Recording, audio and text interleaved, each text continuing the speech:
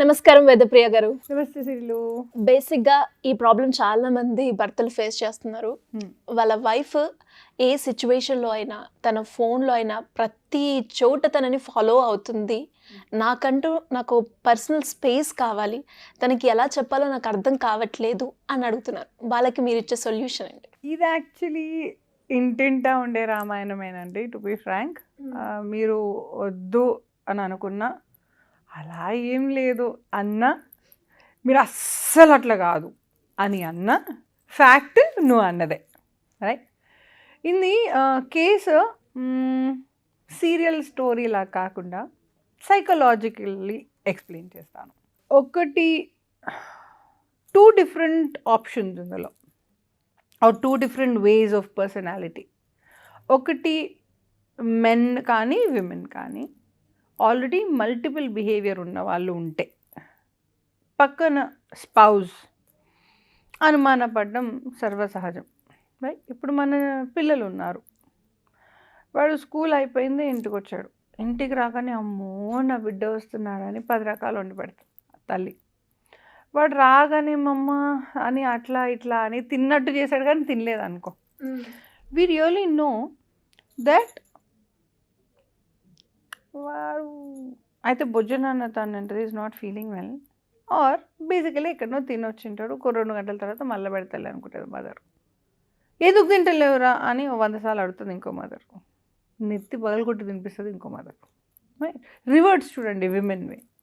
So ఈ food ఆకలికి ఈ సెక్షువల్ బిహేవియర్కి చాలా దగ్గర సంబంధం ఉంది. They are very similar, okay, at least from my understanding. ఈ ఒక్క ఆప్షన్ ఏమి అంటే వెన్ దే ఆర్ మల్టిపుల్, ఒక్కసారి బయట 4 రుచులు తినేవాళ్ళు ఎప్పటికీ అలాగే ఉంటారు, మీకు నచ్చినా నచ్చకపోయినా. ఇట్స్ అ ఫ్యాక్ట్, మీరు డైజెస్ట్ చేసుకోండి, ఓకే? ఇప్పుడు మా ఆయన ఎవరిని చూడట్లేదు తెలుసా, కానీ పెళ్ళి కంటే ముందు ఎంతో మందితో తిరగరట, ఆ తర్వాత ఫైనల్లీ నన్ను చూసారట, నేను నచ్చానట, ఆ తర్వాత ఇంకెవరిని చూడలేదట. వంకాయం కాదు, మీకు చెప్పిన స్టోరీ అది. You like it or not, 10లో 9 people will not change, 1 person might change. లాస్ట్కి ఏదైనా అయ్యి, లేదా ఆ అమ్మాయి కొంచెం సెన్సిటివ్గా అలా ఉండి, లేదా సూయిసైడల్ బిహేవియర్ ఉండి, అలా రిస్క్ తీసుకునే ధైర్యం లేదు, వాళ్ళకి అంత తెలివి లేదు అంటే తప్ప. మళ్ళీ చెప్తానండి, 10లో 9 people will be just the same, okay? నా ఈ ఆప్షన్ నెంబర్ 2 చెప్తాను నేను. Option number 1, they are multiple behaviour, girl కావచ్చు, బాయ్ కావచ్చు, ఓకే ఓకే. నేను ఇంకా జనరలైజ్గా ఆన్సర్ చెప్తాను. కానీ కొందరికి ఆ ట్రస్ట్ ఫ్యాక్టర్ ఉంటుంది యాజ్ అ ప్రాబ్లం. వాళ్ళకి ట్రస్ట్ ఇష్యూస్ ఉంటాయి. చిన్నప్పుడు అంటే సైకో అనాలిసిస్ అంటారు ఈ పర్టిక్యులర్ మెథడాలజీని. చిన్నప్పుడు తల్లి బిడ్డను అలా వదిలేసి తన పనులలో తను ఉన్నప్పుడు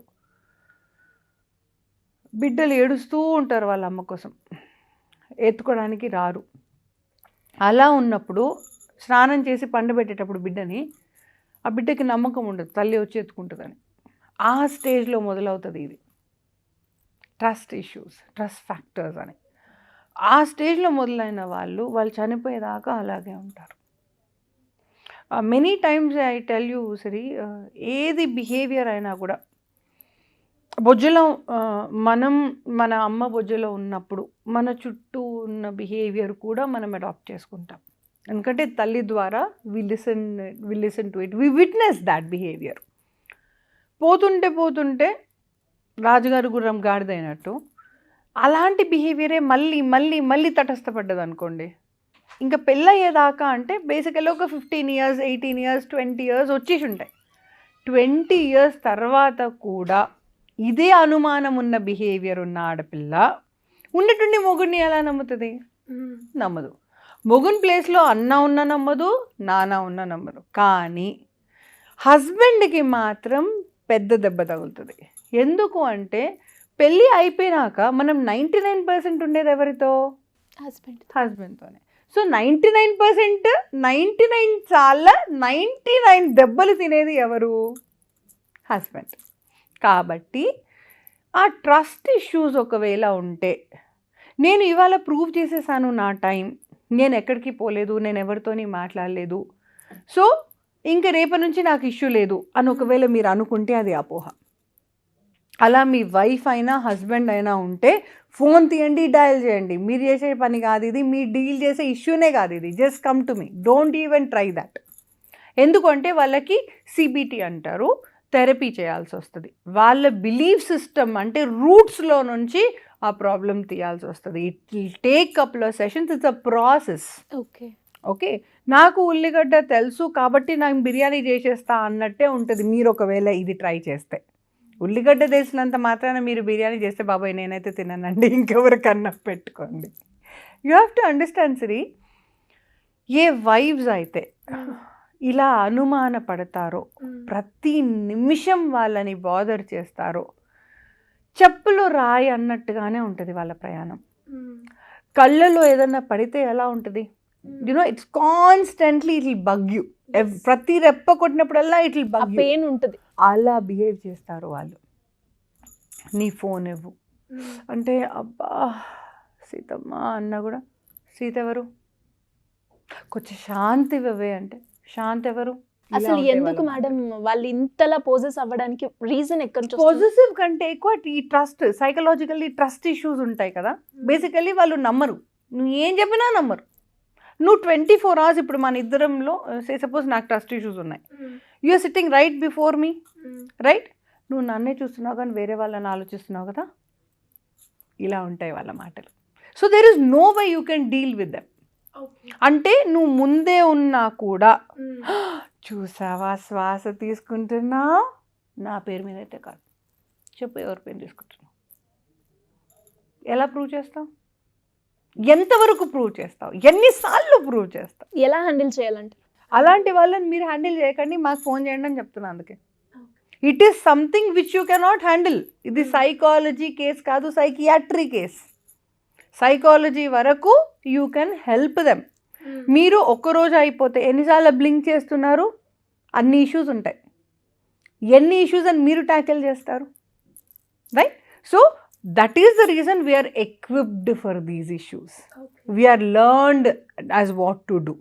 కొన్ని థెరపీస్ ఉంటాయి, కొన్ని థియరీస్ ఉంటాయి, వీటి ప్రకారం వాళ్ళు they have to go through that process, right? ఏం లేదు నేను బాగా చదువుకున్నాను, నేను చాలా తెలివి ఉంది నాకు అనంత మాత్రాన గాలిలో ఒక బేబీని తీసుకురాగలనా? There is a process for everything.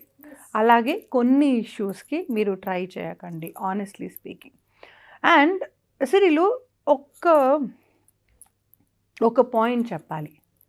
ఒకవేళ ఆడవాళ్ళకి నమ్మకం లేకపోతే మగవాళ్ళ మీద, ఆడవాళ్ళు బాదర్ చేస్తారు, గుయ్యరాగం పెడతారు, 24 గంటలు గునుగుతూ ఉంటారు, ఏడుస్తారు, నెత్తి పగలు కొట్టుకుంటారు. This is the maximum they can do, right? కానీ మెన్ ఒకవేళ వాళ్ళకి నమ్మకం లేకపోతే విమెన్ మీద, వాళ్ళు ఫిజికల్ అబ్యూస్ చేస్తారు, సెక్షువల్ అబ్యూస్ చేస్తారు. వాళ్ళ రివర్ట్ ఈజ్ వెరీ డేంజరస్. వాళ్ళ రివర్ట్ అంటే 10లో 9 అబ్యూస్ ఎక్కువ చేస్తారు. ఓకే, విమెన్ 10లో 1 అబ్యూస్ ఎక్కువ చేస్తారు. రేషియో గుర్తుపెట్టుకోండి. ఖచ్చితంగా విమెన్ ఇలా మెన్ ఇలా అని కాదు, యూజువలీ అలా అవుతుంది. నేను ఒక కేసు చెప్తాను సరే, నా దగ్గర వచ్చిన కేసు. ఆమెకి భయంకరమైన ట్రస్ట్ ఇష్యూస్. పోనీ ఆ అమ్మాయి బాగాలేదు అనుకుంటే అలా కాదు, నీలాగా ఉంటుంది, పెద్ద పెద్ద కళ్ళు, చక్కటి రూపం, మంచిగా మాట్లాడుతుంది, ఎగ్జాక్ట్లీ లైక్ యు ఆర్, చాలా చక్కని అమ్మాయి. ఓకే, కానీ నన్ను తప్ప నా మొగుడు అందరినీ ఇష్టపడతాడు అన్న అపోహ తనకి. ఓకే, ఈ బిహేవియర్ని ఉప్పు కారం వేయడానికి కర్మగాలి తల్లి సపోర్ట్. ఓకే, నా ఈ కేసు మళ్ళీ వినండి, క్లోజ్గా వినండి. ఈ కేసు తన ప్రాణం తీసింది. ఈ బిహేవియర్కి ఉప్పు కారం వేసిన సపోర్ట్ ఉన్న తల్లి ఉంది కాబట్టి.